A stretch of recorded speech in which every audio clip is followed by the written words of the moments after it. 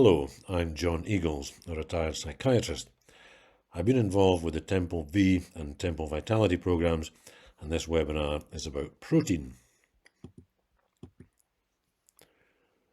We all talk about proteins, but what are they? Proteins are made up of amino acids. There are 20 different amino acids, and 9 of them are deemed essential because the body cannot synthesize them, and so these must be obtained through eating food. A healthy body can manufacture the other 11 amino acids, so these do not need to enter the body through the diet.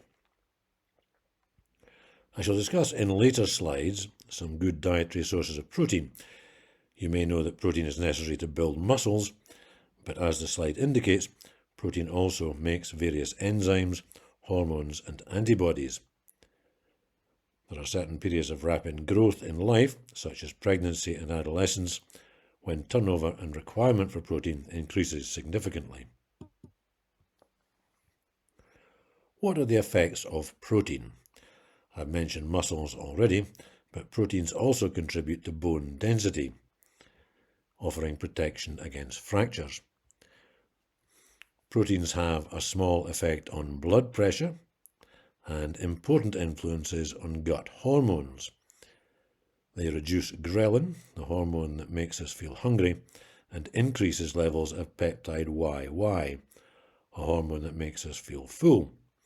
So, if we eat plenty of protein, that means that we will eat less other stuff. Not surprisingly then, protein is important not only for losing weight, but also for maintaining a lower weight. How much protein do we need? As on the slide, the usual recommendation is for 0.8 grams per kilogram of a person's body weight. So, for example, that would be 58 grams of protein per day if you weighed 70 kilograms, which is round about 11 stones. Older people tend to lose muscle as they age, a condition known as sarcopenia. So the recommendation for older people would be around 1.2 grams of protein per kilogram of weight.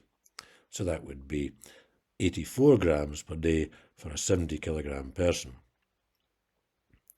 A similar level would be advised for athletes, and maybe even more if it's a strength-related sport that they were training for, and more is advised for pregnant and breastfeeding women. Where do we get our protein from? Here are some broad guidelines for protein content per 100 milligrams of food.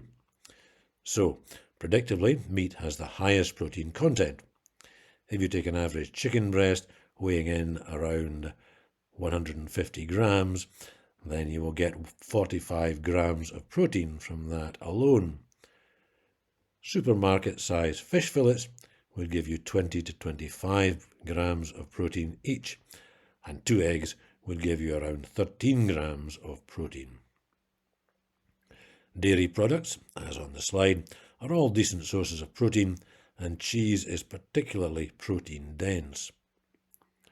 There are several good reasons for consuming as much of our daily protein requirements as possible from plants, not just for our physical health, but also for the health of the planet. As other webinars will attest, there are many other nutritional benefits to following a plant-based diet. But in this webinar, I shall just be focusing on protein. Nuts are protein dense and make a good snack and addition to meals.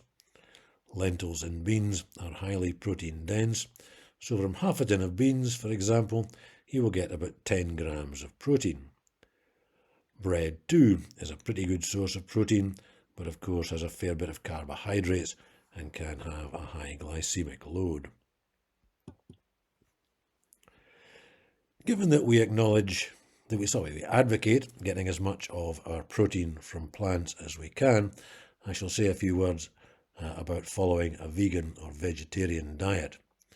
Most vegans, when they consume a lot of ultra-processed, so-called fake meat foods, do get enough protein, but the protein content will be lower than in other diets.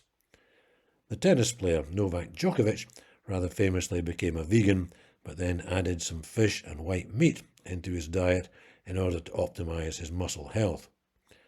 Not that he is typical, being a highly active athlete, of course. Most vegans do need to take supplements. You still need to pay attention to protein requirements during periods of rapid growth. There have been reports recently of teenage girls becoming protein deficient on vegan diets. So, in summary, know your protein requirements and make sure you are getting enough or even more than enough. Protein is beneficial for losing weight, for maintaining weight loss, and for your general well-being. The more of your protein you can consume from plant sources, the better it will be for your health and for that of the planet. Thank you.